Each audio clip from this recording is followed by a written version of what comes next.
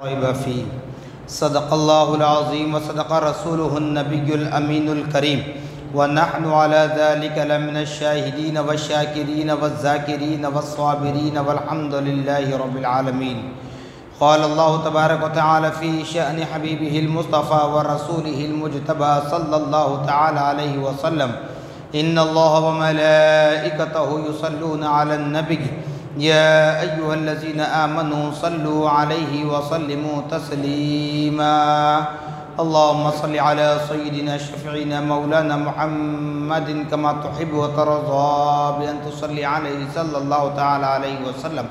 نبی اور آل نبی پر پھر ایک مرتبہ آواز بلند درود پاک پڑھیں. اللہم صل علی سیدنا شفیعنا مولانا محمد معد الجود والکرم منبع العلم والحلم والحکم وآلہ واصحابہ وبارک وسلم صلاة و سلاما علیک یا رسول اللہ صلی اللہ تعالی علیک وعلا آلک واصحابک وازواجک وذریاتک واہل بیتک اجمعین. سبحان ربک رب العزت عما یصفون وسلام علی المرسلین والحمد للہ رب العالمین. الحمدللہ، تمام تعریفیں اس ذات اقدس کے لیے ہیں جو سارے عالموں کا پروردگار ہے، جس نے ساری کائنات کو پیدا فرمایا، ساری کائنات کو روزی دے رہا ہے، میدان محشر کا مالک و مختار ہے.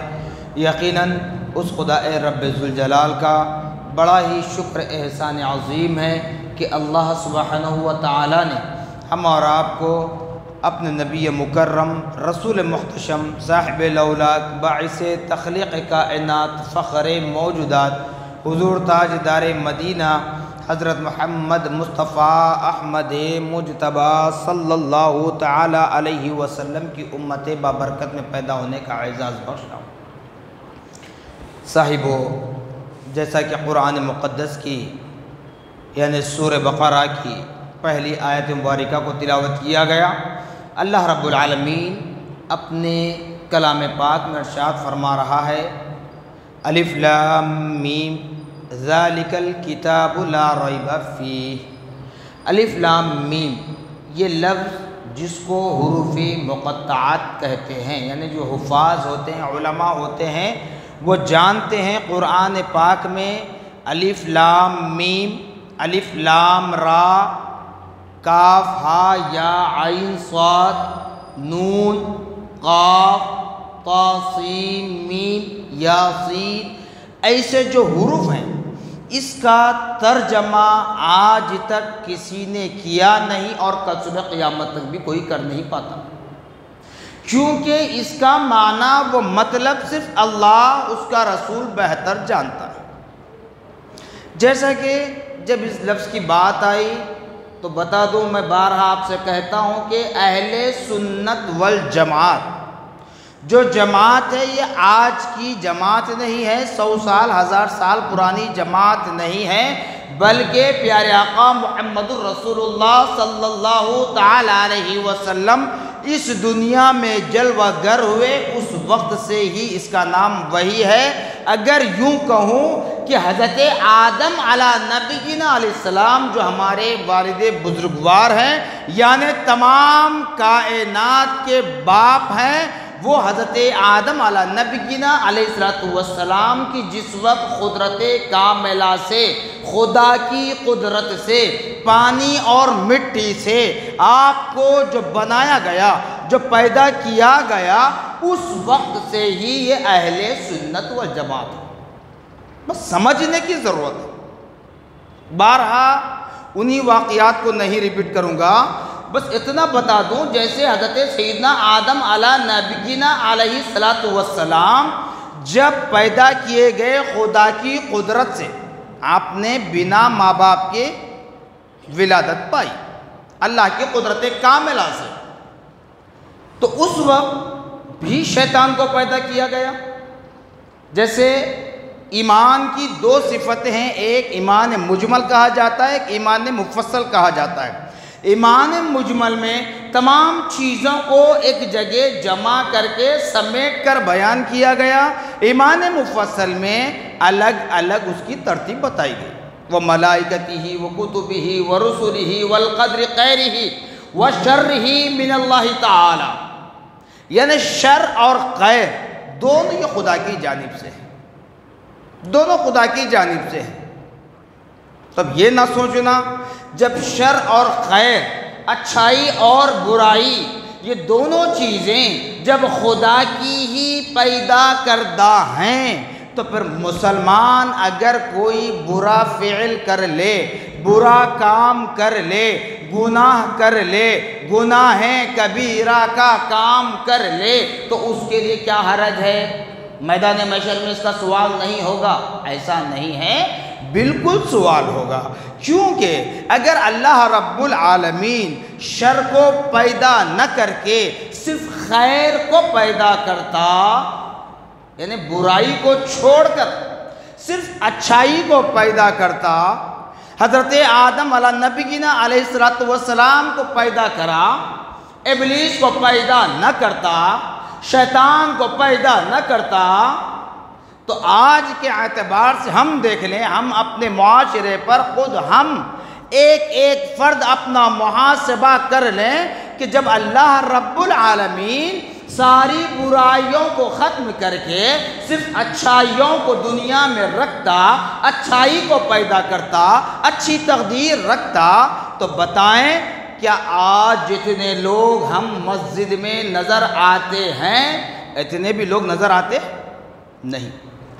نہیں آتے؟ کیوں؟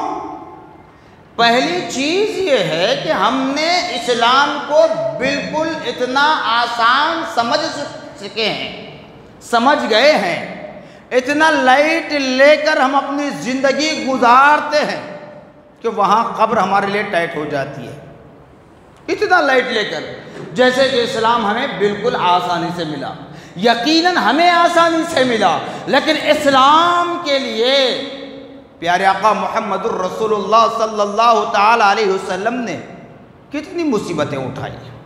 حضرت آدم تو حضرت عیسیٰ علیہ نبینا علیہ السلام تک دیکھ لیں، جب جس نبی کی قوم، جس رسول کی امتی اللہ اور اس کے نبی و رسول کی نافرمانی کرتی تو جتنا سمجھانا ہے سمجھاتے تھے،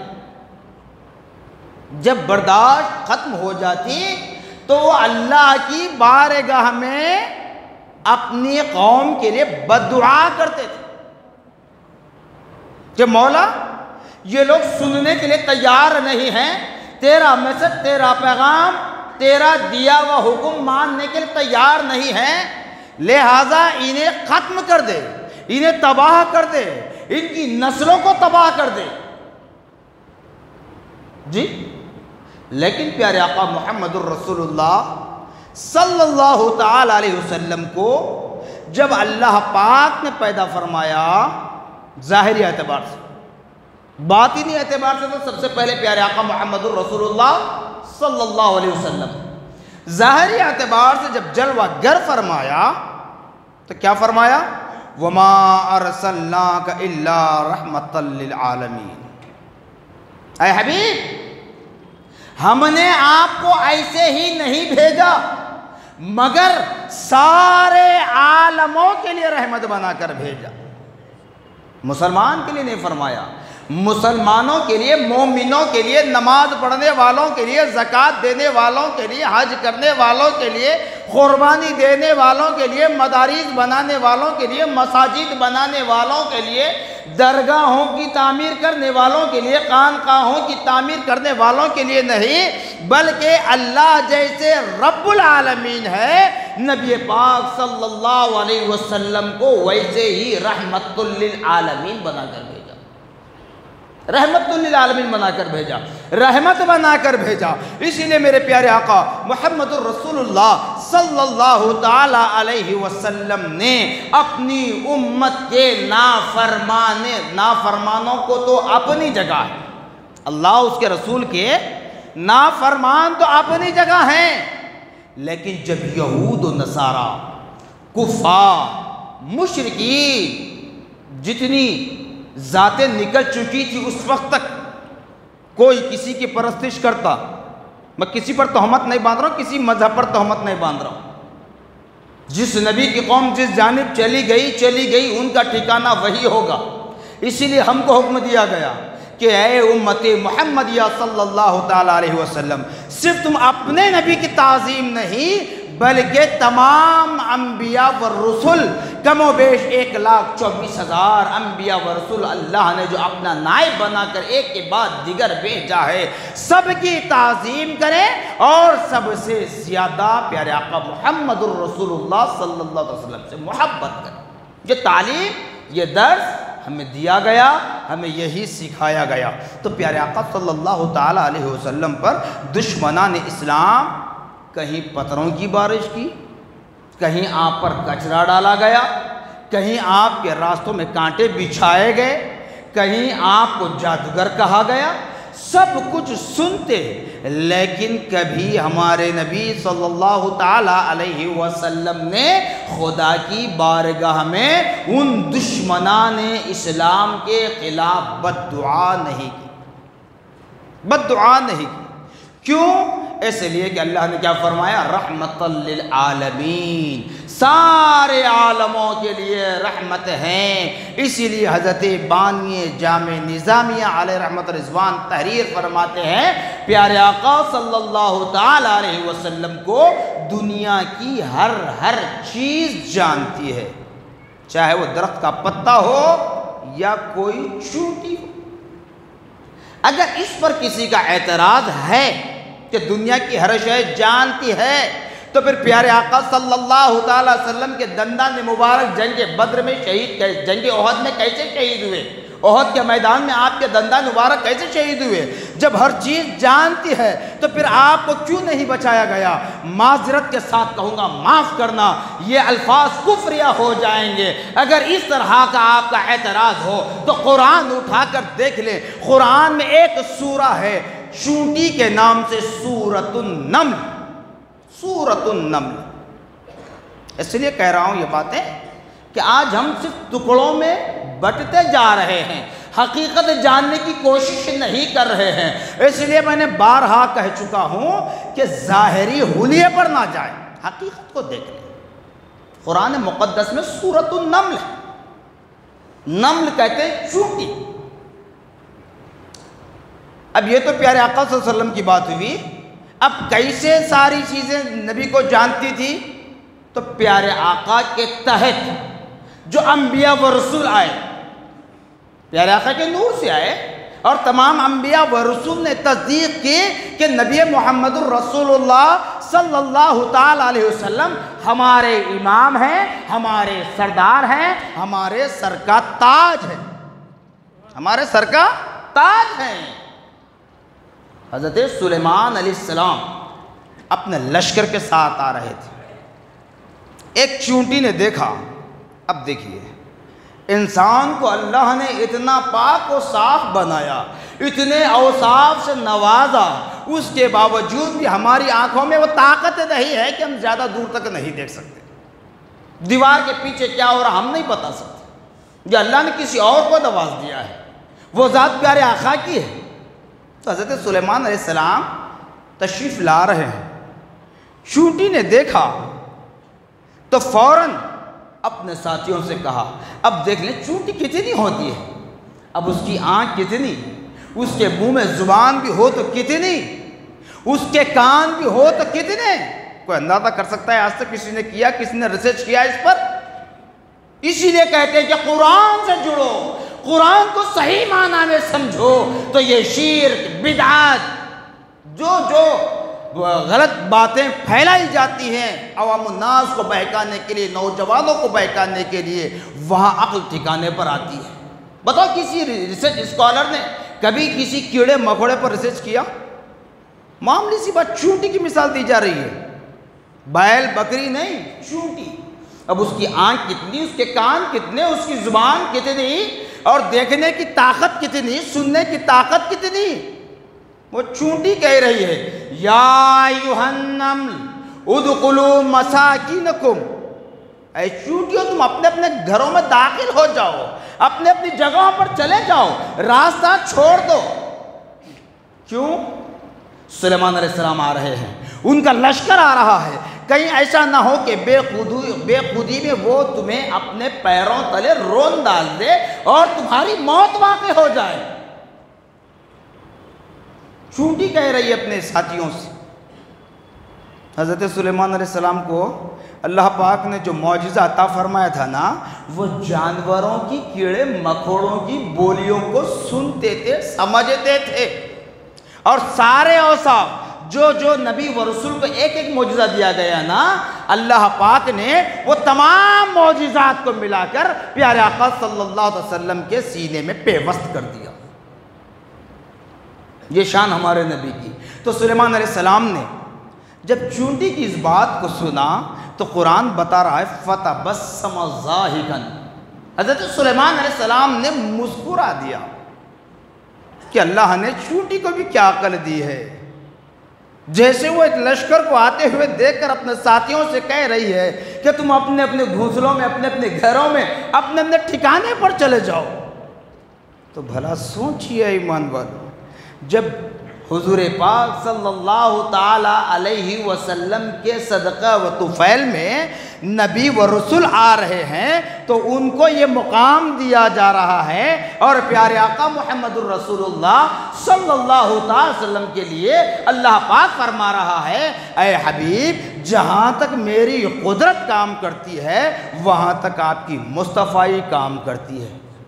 جس کا میں رب ہوں ان تمام کے لیے آپ رحمت بنا کر بھیجے گئے ہو، ان تمام کے لیے آپ رحمت بنا کر بھیجے گئے ہو۔ تو اسی لیے قرآن کہہ رہا ہے ذَلِكَ الْكِتَابُ لَا رَيْبَ فِيهِ، کہ لوگو یہ وہ کتاب ہے اس میں کسی قسم کے شک و شبے کی گنجائش نہیں ہے۔ اسی لیے کہا جاتا ہے چاہے زمانہ لاکھ کروٹ لے لے، چاہے طاقت کسی کی ہو، چاہے کوئی ہو، خود بدل جائے گا، زمانہ بدل جائے گا، اس کی عقل بدل جائے گی، اس کی نسلیں بدل جائے گی، لیکن خدا کا فرمان بدلنے والا نہیں ہے۔ اس لیے اللہ پاک کے لیے نمازوں کا اہتمام کریں، اور اللہ پاک کا آخری کلام قرآن مجید ہے، اس کی تلاوت کرتے رہیں، اس کی تلاوت کرتے رہیں۔ کم سے کم روزانہ ایک آیت پڑھیں، ایک آیت پڑھیں۔ ہو سکتا ہے آپ روزانہ ایک آیت پڑھتے رہیں گے، جب وہ قرآن کا پڑھنا خدا کی بارگاہ میں مقبول ہو جائے، خدا کو پسند آ جائے، اسی وقت ملک الموت تمہارے پاس آ جائے اور روح قبض کر لے، تو پھر موت کیا کہیں گے لوگ؟ قرآن پڑھتے پڑھتے مرا ہے، قرآن پڑھتے پڑھتے انتقال ہو چکا۔ تو ایسی کوشش کریں جو آج ہم اسلام سے دور، نمازوں سے دور، قرآن سے دور ہوتے چلے جا رہے ہیں، جس کی وجہ سے ہم ظالموں کے منہ کا نوالا بن رہے ہیں۔ خدا را سوشل میڈیا، چاہے پرنٹ میڈیا ہو یا الیکٹرانک میڈیا، کوئی میسج آپ کے پاس آ جائے کہ فلاں مسجد پر حملہ ہو رہا ہے، اب فلاں مسجد کو نشانہ بنایا جا رہا ہے، اس کی فکر آپ نہ کریں، فکر نہ کریں۔ کیوں؟ اس لیے کہ ہماری فکر کتنی ہوتی ہے بتاؤ، ہماری طاقت کتنی ہوتی ہے؟ واٹس ایپ، فیس بک، یوٹیوب، ٹویٹر، انسٹاگرام، اس پر کیا کرتے ہیں؟ ان ظالموں کے خلاف گالی گلوچ لکھتے ہیں، ان ظالموں کے خلاف نعرے بازی لکھتے ہیں، یہ میسج ہمارا ٹائپ ہوتا ہے۔ اس کے بعد ہماری فکر جو ہوتی ہے نہیں، کیا کرتے ہیں؟ فونوں پر صرف ایک دوسرے پر یہ ٹاپک چلتی ہے۔ اس کے بعد اور زیادہ ہو جائے تو احتجاج کرتے ہیں۔ احتجاج کیا کرتے ہیں صاحب؟ پتھر مارتے ہیں، پھر گولیاں کھا لیتے ہیں۔ اس لیے وہ فکر کرنے سے اچھا ہے کہ ہماری بستی کی مسجد کو آباد کریں، ہم اپنی بستیوں کی مسجد کو آباد کریں، جہاں ہمارا گھر ہو، جہاں ہماری دکان ہو، جہاں ہماری کمپنی ہو، کارخانہ ہو، نوکری ہو، وہاں کی مساجد کو آباد کریں۔ کیسے؟ نمازوں کے ذریعے۔ آپ اور ہم نمازوں کو آتے جاتے رہیں گے تو یاد رکھ لیں کسی کی اتنی مجال نہیں ہے کہ وہ ہماری مسجد پر حملہ کر سکے۔ ہم صرف جوش میں ہوش کھو دیتے ہیں. اس طرح نہ کریں. ہم اپنی مساجد کو نمازوں سے آباد کریں، اپنے گھروں کو قبرستان نہ بنائیں، اور قرآن پاک کو صرف فیشن نہ بنائیں، بلکہ قرآن پاک کی تلاوت کرتے رہیں یہاں تک کہ آپ کو قرآن پاک یاد ہو جائے، یاد ہونا شروع ہو جائے، یہاں تک کہ آپ قرآن پاک کے ان مطلب کو، اس ٹرانسلیشن کو سمجھ سکیں. اب تک بارہ آپ نے قرآن پاک کا ترجمہ پڑھا ہوگا، لیکن یہ بات ہمارے ذہن میں کبھی آئی؟ الف لام میم جو الفاظ میں نے دہرا، الف لام را، کاف ہا یا عین صاد، ہا میم عین سین قاف، ان الفاظ کا ترجمہ آج تک کسی مفسر نے نہیں کیا. اللہ اور اس کے رسول نے اس کو مخفی رکھا ہے. اگر ان الفاظ کو سمجھ لیں، ترجمہ تو اپنی جگہ، اس کا ٹرانسلیشن اپنی جگہ ہے، اس کے معنی کو اللہ نے کیوں ظاہر نہیں کیا؟ اگر اس کو سمجھتے ہوتے نا، شاید ہی خود اپنے ہاتھوں سے نہیں اپنے پیروں سے توبہ کر لیں گے. قرآن نے، اللہ پاک نے قرآن پاک کے ذریعے ہم کو ایسی نعمتوں سے نوازا ہے کہ قرآن مقدس جو کلام ہے اللہ کا آخری، اس کو ترازو کے ایک پلڑے میں رکھ دیں اور دنیا بھر کی ڈگریاں، دنیا بھر کے گریجویشن کی بکس، سب کچھ ایک پلڑے میں رکھ دیں. یاد رکھ لے، قرآن پاک کے ایک حرف کے وزن کے برابر کوئی ڈگری نہیں، ایک حرف کے برابر. تو اس لیے ہمیں چاہیے، کہنے والے کچھ کہتے ہیں، کہنے دیں، لیکن ہمیں فکر یہ کرنا ہے کہ اللہ کا خوف دل میں پیدا کریں، نمازوں کی پابندی کریں، قرآن پاک کی تلاوت کرتے رہیں. جب قرآن پڑھتے رہیں گے تو قرآن کو سمجھنے کی جب کوشش ہوگی نا، تو آگے چل کر آپ کو اور بھی چیزیں سمجھنے کے لیے احادیث کا سہارا لینا ہوگا. احادیث کو سمجھنے کے لیے فقہی مسائل کا سہارا لینا ہوگا. پھر اس کو سمجھنے کے لیے علماء کے سامنے، مشائخین کے سامنے، سادات کرام کے سامنے ذہن و ادب طے کرنا ہوگا. تب کہیں جا کر ہمیں ساری چیزیں مل سکتی ہیں. تو اس لیے ہم جتنا ہو سکے نمازوں کی پابندی کریں، تاکہ جس طرح ہم اپنے پلیٹ کی حفاظت کرتے ہیں، اس طرح مساجد کی حفاظت سجدوں کے ذریعے کریں، قرآن پاک کی حفاظت اس کی تلاوت کے ذریعے کریں. یہ دو چیزیں جن میں نہ آپ کو بھوکا رہنا ہے، نہ پیاسا رہنا ہے، نہ صبر کرنا ہے، نہ پیسہ خرچہ کرنا ہے، نہ روزہ رکھنا ہے، کچھ نہیں ہے. اور یہ اعمال ایسے ہیں کہ جو ہر وقت جس جگہ پر آپ سجدہ کریں گے، جس جگہ بیٹھ کر آپ قرآن پاک کی تلاوت کریں گے، اس جگہ کے ذرات، جتنے ریت کے کنکر ہوں گے، وہ ایک ایک کنکر ہمارے لیے باعث نجات بنے گا، باعث نجات بنے گا. وہ رب کی بارگاہ میں ہمارے گناہوں کے خلاف آواز دے گا، مولا یہ گناہگار تھا ضرور، لیکن اس نے میری پشت پر تیرے لیے سجدہ کیا تھا. یہ گناہگار ہے ضرور، مولا اس نے میری پشت پر بیٹھ کر تیرے کلام کی تلاوت کیا کرتا تھا. تو اس لیے ایمان والو، جب نماز اور قرآن سے جڑ جائے تو معلوم ہوگا نبی کی رسالت کیا ہے، نبی کی میلاد کیا ہے، نبی کی ولادت کی خوشیاں منانا کیا ہے. یہ ساری چیزیں ہم پر عیا ہو سکتی ہے. جزاکم اللہ خیرا جزا، وآخر دعوانا الحمدللہ رب العالمین.